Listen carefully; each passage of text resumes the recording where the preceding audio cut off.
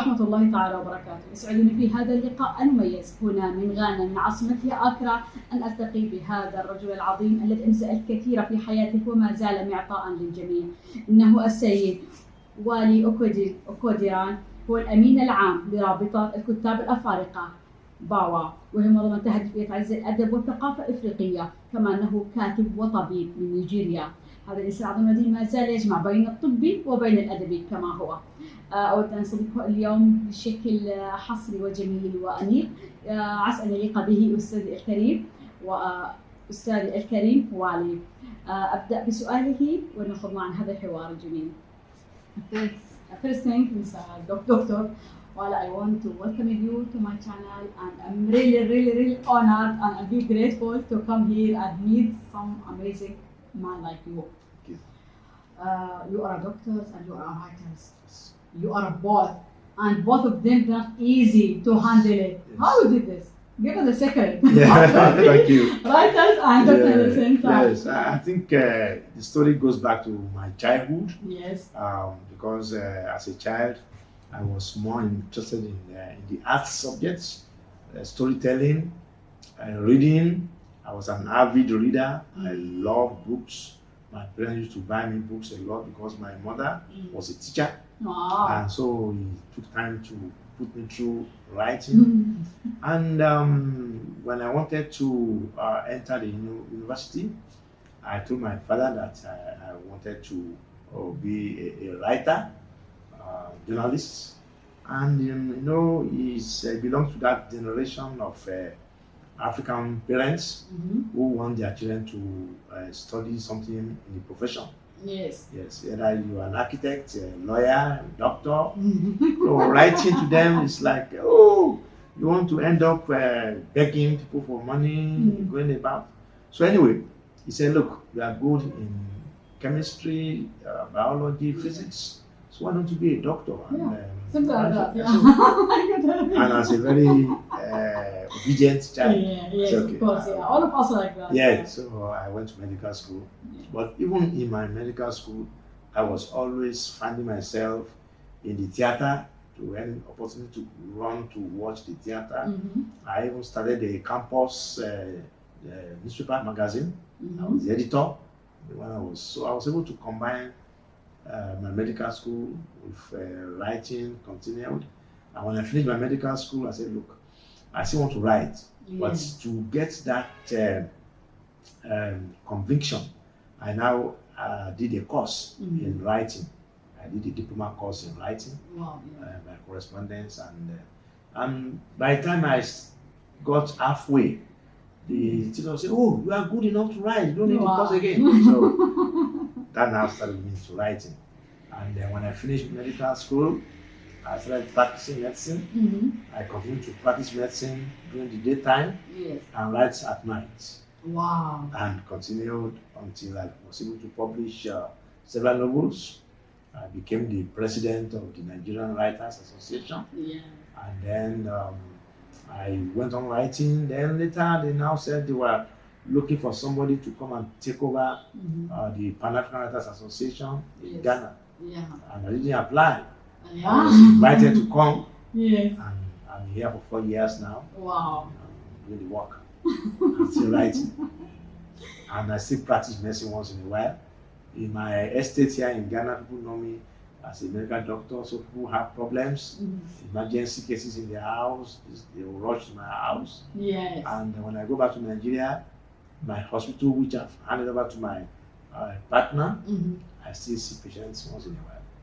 But you know what that means? You are already talent. You are first writing, and you still have a passion, and you are still writing, and that's amazing, really. Okay. I like that person. You have to still, and your doctors, and you're still writing. Thank you. That gives me a hope. Yes. Because I believe that many of us have that book in us. Whatever your profession, you can still do some writing.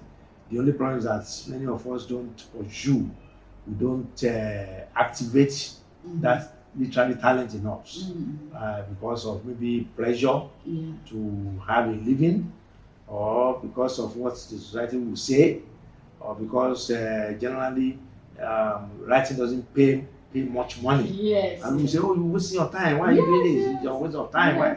But if you have that passion, and for me, I've been able to use my writing to do so many things. I have been running a writers residency in Nigeria for the last 14 years. Wow. We have invited about 300 writers from 14 African countries. And I've been able to also adapt one of my books into film, which Netflix bought and showed for about 2 years.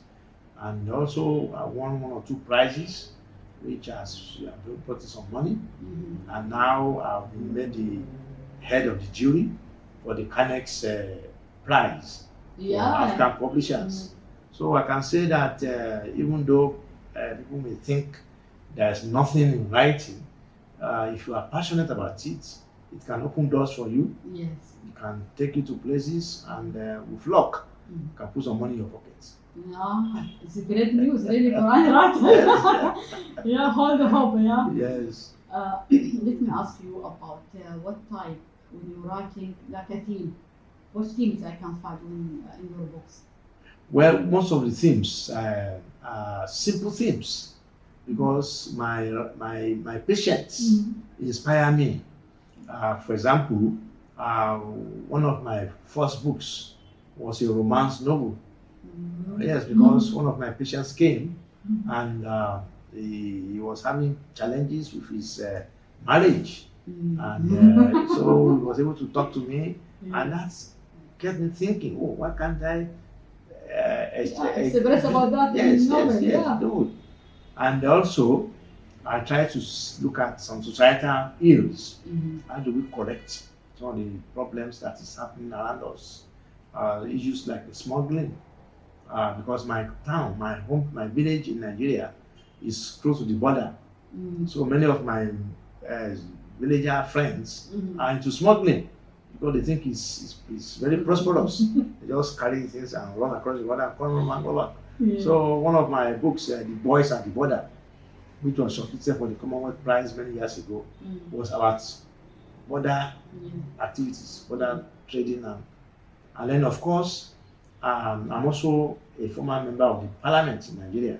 I went to politics, and when I finished my career as a parliamentarian, the experience led me to write another novel. I call them the tenants of the house, about all the intricacies, yes, all the intrigues that go into politics, and that one was made into a film, which many people enjoy. So these are the things that I write about, and then I also travel a lot, so I try to write about my experience when I travel. So I have 3 books now of travel stories. Wow. Because I've traveled to more than 60 countries in the world, and all these countries. Please tell us about that journey. Yes. So these are some of the things. So my environment inspired my writing, and it's a lot of work, because after you have traveled, you've taken some notes, you have to sit down quietly and put it together. And then I do biographies for people. Wow. I've done 6 biographies up to date. Yes, and I'm finishing one now on the laptop. Congratulations. So this is something I wanted to tell you, that you have rich people in Dubai or Sudan, or people who are in the military or in the government, and they want to write about their experience. Yes, and they don't have the time. They can hire you, help them to write this together, put the biography together. You can interview some people for them, their parents, their children, their siblings. So these are areas of I've been trying to encourage Abbas so that we can write about some big Sudanese. He should be. Mr. Abbas. Let me ask you about Bawa. Yes. What do you think his real role in African literatures? Yes, the Pan-African Writers Association, which we call POWER, is the umbrella body for all the African Writers Associations. Okay. We don't work with individual writers. We work with the association. For example, if you are from Sudan now, we work with the Sudanese Writers Association. Of course, through them, they can now introduce us to you. And as of today, we have 45 countries that are members of power. And then the way we structure power is that we have the Secretary General, who is the chief executive, so to say, of the association. He runs the day-to-day association, is the face of power. He is the one that goes about to raise funds for power, and the secretariat is here in Accra, Ghana. It's been here for the last 30 years, and the government of Ghana is the hosting country for power. They gave us this office, this headquarters, and they gave us 2 staff from the ministry to join us. But myself, Abbas, and the other program officer have been paid by power. And then we have 5 vice presidents. Each vice president is representing a sub-region of Africa. So the one from East Africa is from Kenya. He's a professor in Kenya. The one representing North Africa is a Sudanese. Then the one representing West Africa is from Togo, Francophone. Then the one representing the South Africa is from Zimbabwe.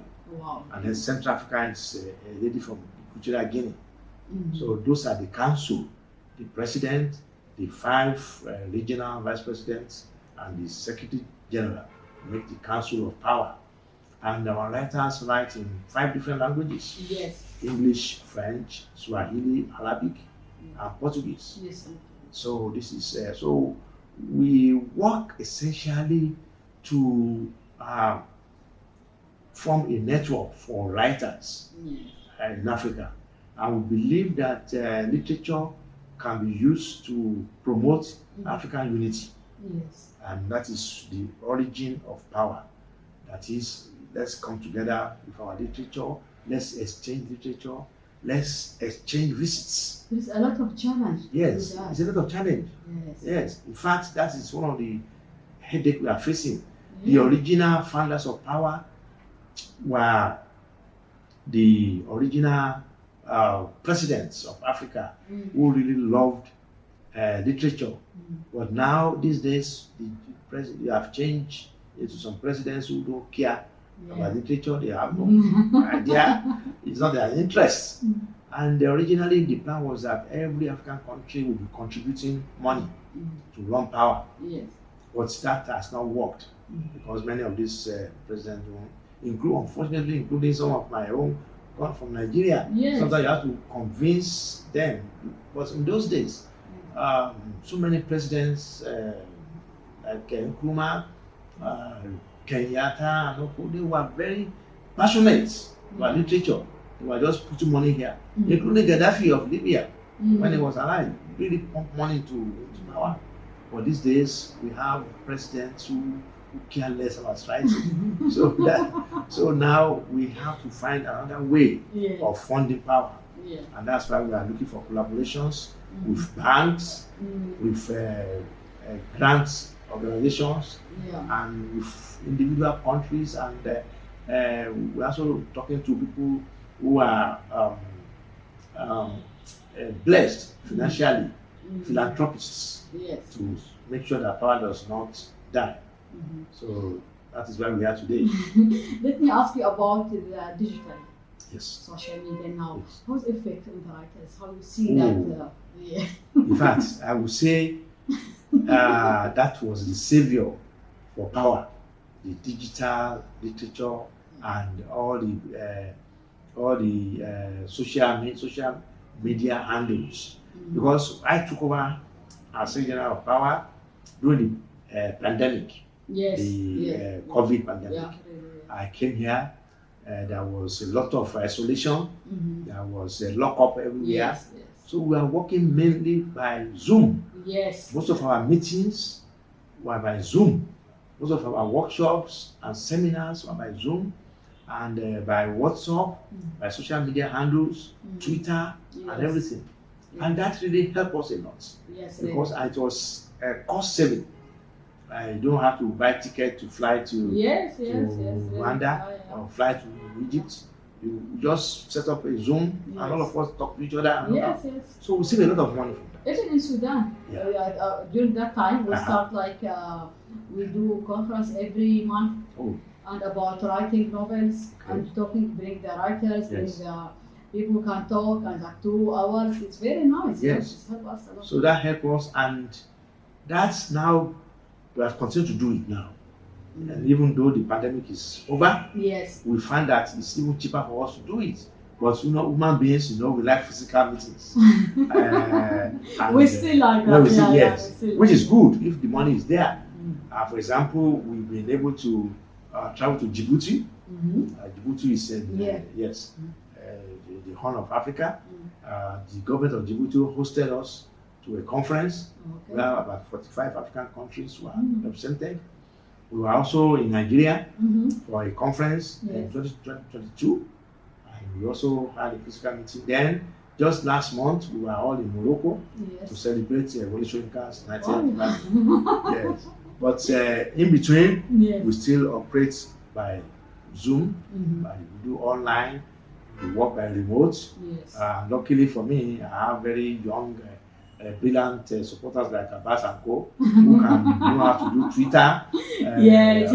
All those ones that show me how to do this because I belong to the old generation. But I'm learning and with Zoom, Twitter and all. So it has so I am for it, and I see that the future of world literature and African literature is on the digital media.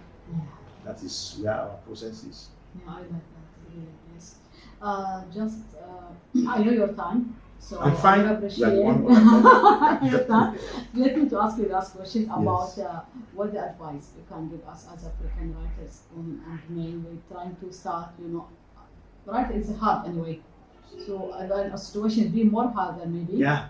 The advice is for writers, particularly African writers, to be patient, to be hardworking, and not to give up, to persevere.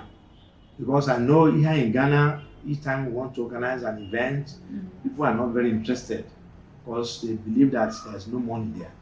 They want things that will bring money. We want to change this idea. Yes, so we have to let them know that with time. I mean, for me, I was lucky to say, well, I had a profession. I started as a medical doctor with my own practice. So I used to go to work during the day, and then in the evening I would write. So for a long time, the money to run my life was coming from my practice. It was paying the bill, the school children's fees, and that kind of thing. It was only, I would say, and I've been writing now, I would say more than 40 years that I've been writing. But it was only, let's say, about 20 years ago that I can say that money was coming in from writing. So I would say, like I had an apprenticeship of 20 years. Wow. And not many people are ready to wait. They can't wait there 20 years, it's so much. No. They want the money now. So we have to advise them that they should persevere. And also very important, let them have a job. To go into writing as a full-time job is risky. Unless you have maybe a rich parent, a rich uncle, or your spouse is rich, can support you. But generally, we always say writing is a good walking stick, but a bad crutch. You can't rest on it. It's just like that. So let them get a job first, and then do the writing, and then combine it. Even in Western countries, many writers have full-time jobs. Many of them are university lecturers, or they have a grocery shop somewhere, or they are doctors like me or engineers, and then they write by the side. And when they get to a position that they feel that, oh, this writing is enough for me, then they can abandon the other profession. But for me, I'm still doing a little practice by the side. So I think, and then of course, it's important for us not to abandon our native language. Let's encourage our writers, African writers, to continue to write in the colonial languages of English, French, Arabic, but they can still go back to their own indigenous languages. Really? Yes, they should not forget it because there's still a big market for indigenous African languages. When we went to Ethiopia, we still met a lot of Ethiopian writers who are writing in the Amalek, I don't know what they call the language. Yes, they're still writing in Amalek, yes. Yes, in Nigeria, we see how people write in my own Yoruba, Yoruba the culture, they still write. Then we have Hausa, very large population of Hausa writers. So we should not abandon our native tongue for English or French. We should still write in our native tongue. Yes. I appreciate your time. I think it's the last questions, and really, I'm honored to meet you here. It's a pleasure. In Ghana. It will not be it's first time, not be the last one. We should meet. Yes. Power is open to. We're always happy to welcome our brothers and sisters from other African countries, and just to let them know that power, because when power was established many years ago, some people in Ghana had a strong impression that power is for Ghana. And they were just trying to say, oh, when is the next name? I said, no. Pan-Africa, that is the name. It's for the whole of Africa. So for me, I try to take activities to all African countries. I've taken activities to Gambia before. We've organized something in Uganda, we've organized something in Kenya, in Djibouti, in Morocco, Nigeria. So that is the way you should go around. And when people come to Accra, Ghana, I'm always happy to receive them here. Let them know that this is part of their, we are part of this enterprise. Because it's for the whole of Africa. I think Africa will be the same. She's very welcoming, she's very green, she's very healthy, she's very nice. And we will come back, inshallah, and visit you. And if you come, please know about you. In fact, we are going to, each time people come like this, I like to, because like I told you, I've gained a lot from young people around me. So if you have ideas for us, you want to suggest things to us that, why don't you try this? Why don't you do this? Or we should go back to Dubai and you find somebody that has a grant, maybe an organization has a grant that wants to collaborate with African writers, either for children's stories or for drama or for translation. You want to translate from Arabic to English, English to Arabic, or anything like that. You have ideas for us, please let us know. We are open to ideas because we are not, we can't say that we know everything. No, we don't know everything. The idea of the residency was given to me by somebody. Initially, I said, oh, I don't want to do it. But I saw that in Nigeria, I have my house in my village, almost empty. I wasn't going there. Only I will go during Christmas with my family, and then we'll close it. Then somebody said, look, this is a good idea for residency. And I started it. It's close to 14 years now. And people have come from all over Africa. And that residency has even made me very famous. And even it's make connections. You meet other people, you make connections. Like this workshop we are coming, I just know you, and you are about power and everything. Exactly. So we need ideas, and we should not give up. The beautiful thing about writing is that you can write until your old age. Revolution Yinka was 90 years in last month, and he's still writing. In fact, he had just got another job in Abu Dhabi, in the American University of Abu Dhabi. They just give him a professorship at 90 years. So I said, look at myself, I'm a young boy. If Shonika is 90 and I'm not yet 70. So his grandfather died at 115 and he was crying. And I said, what? He said, because that grandfather also has an elder brother. I said, wow. So people live like that in your country. Hundreds of so it gives me a lot of, and it also makes you alert. You are not depressed, even though there are problems around you. It's make us alive. Gives you hope. It makes you to be hopeful. Because people will look at me and say, oh, this man was very rich. I say, I'm not rich. Hey, but why you're always looking happy? I said, because I want to write stories. Yes. I use these problems around me to write stories. Yes, you're And right. I'm always doing one project or the other. Yes. I finished this one. They know about that. They Yes. didn't know about Exactly. that. And this We is feel it, this yeah. is the beauty of literature. Yes. It makes you come alive. I mean, when they asked me to do CANEX Judge, they sent us 57 books. They already have cartoon. I had to read 57 books, and now they are saying we are going to Algeria in October Yes. for the finals. They had another, People are looking at me and say, "Oh, you this man. Maybe the bank gave you plenty of money." They gave me. They said I can keep the books, and then they gave me some small money. So that is the beauty of writing. Yes. It makes you. When we added a color to our life, we were right. You're right. You're right.